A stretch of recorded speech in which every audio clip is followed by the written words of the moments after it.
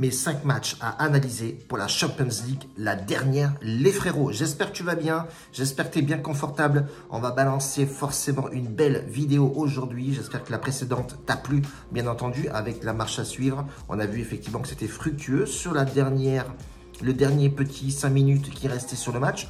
Penalty à la veste. Et cette équipe a forcément scoré sur la première mi-temps. Tu as bien vu, la cote est passée à 4,50. J'ai regardé le match et j'ai regardé effectivement les statistiques. La 20e minute est passée, on aurait pu forcément sortir du jeu, mais on a vu effectivement qu'il y avait de l'animation dans le jeu. Donc s'il y a de l'animation, tu places ton bet et tu attends le résultat, bien entendu. Si tu n'es pas encore abonné, je te laisse t'abonner juste là, sous la vidéo. Tu as le groupe Telegram public. Je vais balancer le pronostic en live. Aujourd'hui, c'est mes 5 pronostics League, Nations League, la dernière, pour voir un petit peu ma sélection. Je ne suis pas comme mes confrères, je ne balance pas les 9 matchs comme ça aléatoires. J'ai vraiment fait une présélection de 5 matchs que je vais jouer forcément sur mon groupe Telegram public. Donc, je balancerai mes avis sur YouTube, mon analyse en aparté, on va dire, et je balancerai mon pronostic en live sur Telegram. Donc, je t'invite fortement dans le lien de la description à nous rejoindre dans le groupe, bien entendu, Telegram et voir plus si infinité, parce que tous mes pronostics se passent dans le club privé, les frérots. Premier match que j'ai regardé, c'est Portugal, forcément Espagne. Voilà, ce match-là m'intéresse fortement pour la simple et bonne raison que le Portugal en ce moment est très costaud.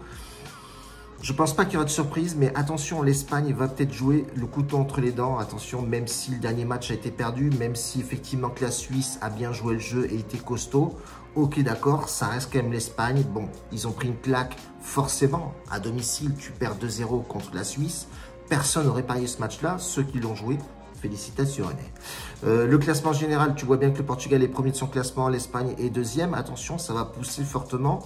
Je vois pas de petite surprise. Hein. On parle de Ronaldo fatigué, on parle de Ronaldo surtout. Le Portugal est fatigué de Ronaldo parce qu'on parle que de lui. Donc à mon avis, son non-transfert a dû être aussi refusé à cause de ça. Parce que voilà, ce mec-là, c'est un monstre. Et il ne faut pas l'oublier. Mais pas de surprise. À mon avis, sur ce match-là, je pense que le Portugal est largement favori. Le deuxième match que j'ai sélectionné, c'est l'Albanie-l'Islande. Attention, petite surprise peut-être sur l'Albanie, les gars. L'Islande, ok, équipe rugueuse, très solide, costaud, efficace. C'est des cyborgs, les mecs. Dernier match joué contre le Venezuela, 1-0, ok, d'accord. Bon, effectivement, si tu te réfères à l'Albanie sur les 5 derniers matchs, c'est chaotique. Attention, mais je vois une petite surprise. Sur ce match-là. Donc, attention à l'Albanie, les frérots. Ça peut être un match compliqué pour l'Islande. Sachant que l'Albanie est 3e à 1 point. OK? L'Islande à 3 points. L'Albanie joue à domicile. Attention, il peut avoir quelque chose là-dessus. Donc, je vous mets en méfiance clairement. Troisième match, la Norvège contre la Serbie. Ce match-là m'intéresse aussi fortement. Tous ces matchs-là que je vous prédis, les gars, enfin, que je vous prédis, non, je vous analyse en amont. C'est des matchs que je vais jouer en live, moi, personnellement, de mon côté. Donc, il y aura un match sur le Telegram avec une cote minimum à 1,70. Donc, je ne rentrerai sur aucun des matchs en dessous d'une cote à 1,70. Et je le jouerai donc en live. Donc, je vous invite fortement, les gars, je le répète, hein, revenir sur Telegram, nous rejoindre forcément. Norvège, Serbie, les frérots, Norvège, Serbie, la Norvège est devant, la Serbie est deuxième. Ok, 10 points ex aequo, d'accord. Quand tu regardes ce match-là, forcément, la Slovénie et la Suède n'ont aucune chance à remonter, bien entendu. Mais moi, ce match, il m'intéresse parce que voilà, tu as Haaland quand même qui est plutôt pas mal. Mais attention, la Serbie va vouloir faire le truc. Tu vois, la Norvège, le dernier match a été perdu. La Serbie s'en sort plutôt pas mal et quand tu regardes les dernières confrontations de ces deux équipes-là, tu vois que quand même la Serbie pose problème à la Norvège. Je ne serais pas étonné d'avoir un petit but de Haaland, pourquoi pas, mais voilà, méfiance quand même, j'ai fait attention à la Serbie à l'extérieur, certes, mais quand même attention, ça va être un match, je pense, où les mecs vont jouer, vont se régaler quand même. Quatrième match, les frérots, ça va être tout simplement la Grèce contre l'Irlande du Nord. Ce match-là, qu'est-ce que je me suis mis dessus? Je dis attention, surprise, peut-être l'Irlande du Nord ferait un petit coup de Trafalgar, bien entendu. Mais Attention à la Grèce, hein, voilà, la Grèce sur le dernier match, ils ont perdu à l'extérieur contre Chypre. Chypre, attention, on va en discuter. Pardon. Mais je vois bien l'Irlande faire un petit coup, parce qu'il y a quelque chose quand même à faire, quand même, faut pas rêver. Tu vois, l'Irlande du Nord quand même qui est 3e avec 5 points, la Kosovo est 2e avec 6 points. Il y a un délire à faire. La Grèce est largement qualifiée, 12 points, donc ils ne craignent rien. Ils vont tourner ou pas? C'est ça qu'il faut se poser comme question. Ça joue à domicile, ils ont 12 points. Est-ce qu'ils vont se prendre la tête à mettre les titulaires, à blesser les titulaires? Est-ce qu'ils vont pas se prendre la couler tranquillement, à laisser l'Irlande du Nord jouer son jeu? Attention, voilà, ce match-là, surprise pour moi, ça va être un match assez... J'ai hâte de voir ce match-là pour la simple et bonne raison. Comment va réagir la Grèce? Est-ce qu'ils vont tranquillement se poser sur leur laurier, 12 points? Bon, tu crains rien. En termes de classement, tu es largement premier de ton groupe. Est-ce que ça vaut vraiment la peine de mettre les titulaires et de les blesser? À voir. Attention à ce match-là. L'Irlande du Nord, ça reste une belle équipe quand même. Hein. Ils ont des beaux résultats. Ils ont tapé le Kosovo quand même. Ils ont fait un match nul contre Chypre 2-2. Ça, on va en discuter. Donc voilà. Est-ce que Grèce va justement... voilà, est-ce qu'ils vont se reposer sur leur laurier ou est-ce qu'ils vont jouer le jeu à fond et mettre leur titulaire et pourquoi pas éventuellement blesser ces titulaires? Je pense pas. Donc attention, surprise sur l'Irlande du Nord, les gars, attention. Et le dernier match, tu l'as bien compris, c'est le Kosovo qui accueille Chypre. Et là, j'ai mis Chypre surprise. Pourquoi? Pour la simple et bonne raison que l'équipe de Chypre, il ne faut pas non plus la mettre sur le teco.